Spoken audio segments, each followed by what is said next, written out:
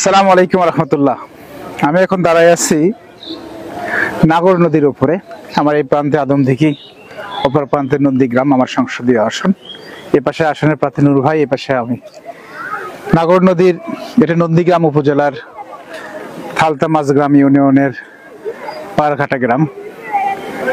তো এখানে পার আছে, রাস্তাগুলো সব ঘাটা হয়ে গেছে আর কি। এখানে বগুড়ার ভাষায় রাস্তাকে বলে ঘাটা, তো এগুলো আসলে ঘাটা হয়ে গেছে। এলাকার মানুষের দুঃখ যে 2025 সালেও স্বাধীনতা 54 বছর পার হয়ে গেছে। প্রতিদিন শত শত নয় হাজারো মানুষ এপার থেকে এপারে যায়, তাদের বাজার করার জন্য, অন্যান্য কাজে, হসপিটালে যায়, স্কুল কলেজে যায়, অফিসে যায়। প্রতিদিন এইভাবে রাস্তা তাদের পার হতে হয়। দুঃখজনক হলো সত্য, দেখেন যে প্রতি বছর এই দুই পারের মানুষেরা তাদের বাড়ি থেকে চাল তো ধান তোলে, সেগুলো বিক্রি করে লক্ষাধিক টাকা খরচ করে এরকম কাঠের ব্রিজ তৈরি করে। আবার বছর শেষে নষ্ট হয়ে যায়, আবার প্রতি বছর করতে হয়। 2001 সালের পরে এখানে একটা উদ্যোগ নেওয়া হয়েছিল, পরবর্তীতে সেই উদ্যোগটা ভেস্তে গেছে। দুই একটা পিলার নির্মাণ করা হয়েছিল, কিন্তু রাস্তাটা ফাইনালি হয় নাই, এখানে ব্রিজটা ফাইনালি হয় নাই।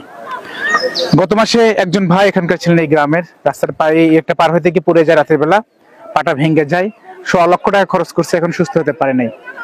তো আমাদের এই এলাকার মানুষের কাছে একটাই চাওয়া, এই এলাকার মানুষ চায় যে একটা সুন্দর রাস্তা, এলাকার মানুষ চায় একটা ব্রিজ।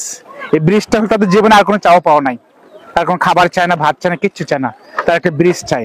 আল্লাহ চাই তো ইনশাল্লাহ এই জনগণের স্বপ্ন আমরা পূরণ করব।